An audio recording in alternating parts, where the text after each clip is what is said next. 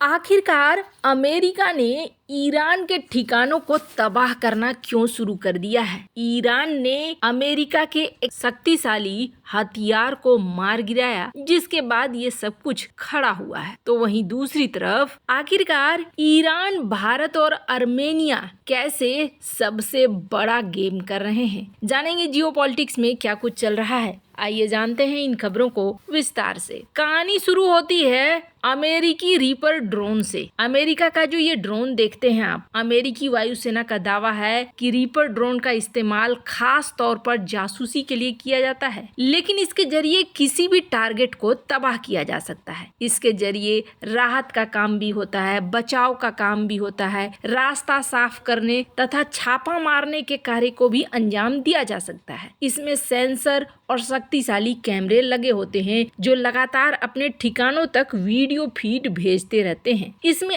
8 laser guided मिसाइलें, हवा से जमीन पर फायर करने वाली मिसाइलें हेल फायर लगी होती हैं। ये मिसाइलें किसी भी टारगेट को उड़ाने के लिए काफी है। इसके जरिए शक्तिशाली टैंक तक को उड़ाया जा सकता है। इसके अलग करके एक कंटेनर में भरकर C-130 विमान से कहीं भी ले जाया जा सकता है। वरना एक पहली खबर आई थी, पर इसकी क्षमताओं को देखते ही भारत और भारत के अलावे पोलैंड, इन्होंने अमेरिका को बड़ा ऑर्डर दिया है। भारत ने $3.5 अरब में 31 रीपर ड्रोन की खरीद कर रहा है। ये ड्रोन भारतीय सेना के तीनों अंगों को दिया जाएगा। यही नहीं, भारत के रक्षा प्लानिंग में इन ड्रोन विमानों की बड़ी भूमिका होने जा रही है। भारत के अलावा पोलैंड भी रूस के खतरे से निपटने के लिए अमेरिका के इन रीपर ड्रोन के बड़े पैमाने पर खरीद कर रहा है। लेकिन अब यहाँ पर एक संकट खड़ा हो गया है, जिसके बाद सवाल उठ रहे हैं कि क्या ये ड्रोन सही हैं? इजराइल हमास युद्ध के बीच यमन के ईरान समर्थक हुती विद्रोहियों और अमेरिका के बीच में भी टेंशन बढ़ता जा रहा है। हुती विद्रोहियों ने अमेरिका के सबसे शक्तिशाली ड्रोन MQ-9 को मार गिराया है। अमेरिकी सेना की जो सेंट्रल कमान है वो इस मामले को जांच कर रही है। वहीं हुती विद्रोहियों ने इसकी जिम्मेदारी भी ले ली है। पहले रूस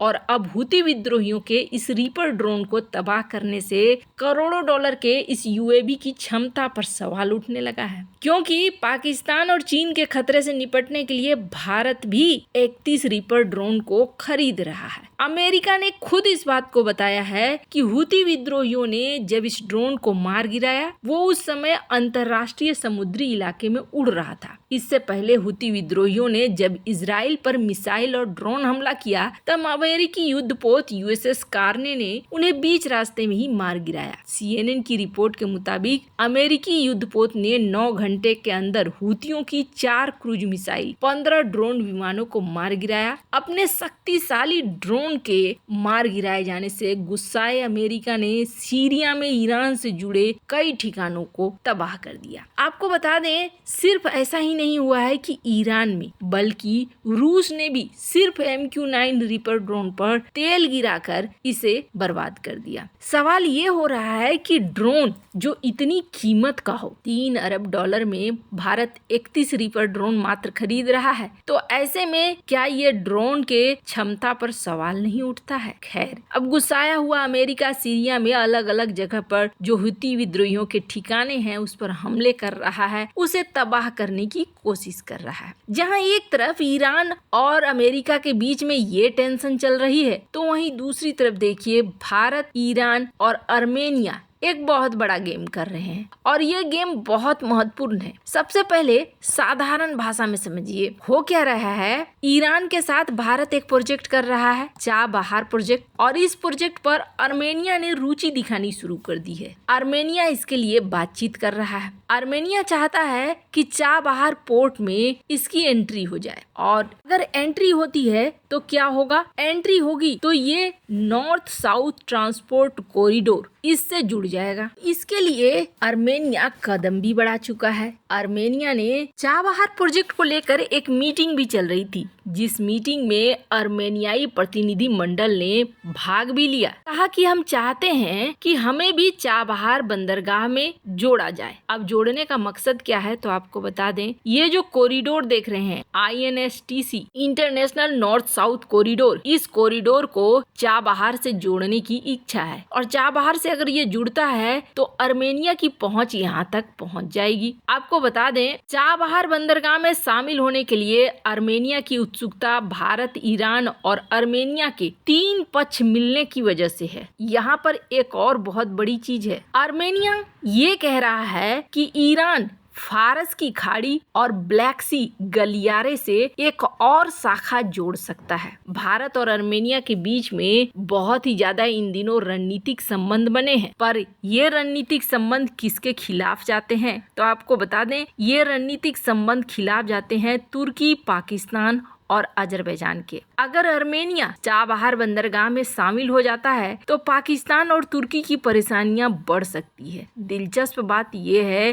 कि जहां ईरान और अजरबैजान दोनों शिया बहुसंख्यक देश हैं, वहीं तेहरान के ऐतिहासिक रूप से आर्मेनिया के साथ रिश्ते हमेशा से मधुर रहे हैं। ईरान और आर्मेनिया भी एनर्जी की साझेदारी साझा करते हैं। ईरान भी सदियों से आर्मेनिया के लोगों की मेजबानी करता है। अगर बात पाकिस्तान की करें तो इस साल उसने तुर्की में ईरान के साथ एक डील साइन की। पाकिस्तान और ईरान के बीच व्यापार सहयोग के लिए $5 अरब वाली योजना से जुड़े सौदे पर साइन हुए। चाबहार में आर्मेनिया का आना ऐसे में पाकिस्तान के लिए भी मुश्किल वाली बात होगी, क्योंकि वो अजरबैजान का करीबी है। आर्मेनिया और अजरबैजान की दुश्मनी दुनिया से किसी से छिपी नहीं है। अब सवाल उठता है कि आखिरकार ईरान इतनी ज्यादा दिलचस्पी क्यों दिखा रहा है। तो आपको बता दें, सबसे पहले इस कॉरिडोर को देखिए। ये जो कॉरिडोर देख रहे हैं आप, पहले ये कॉरिडोर अजरबैजान आर्मेनिया दोनों से होता हुआ जा रहा था, लेकिन जिस तरीके से अजरबैजान लगातार आक्रामक हुआ बैठा हुआ है, उसकी आक्रामकता को देखकर यहाँ पर ये माना जा रहा है कि कहीं इस कॉरिडोर को भविष्य में किसी तरीके की क्षति न हो। अजरबैजान के अलावे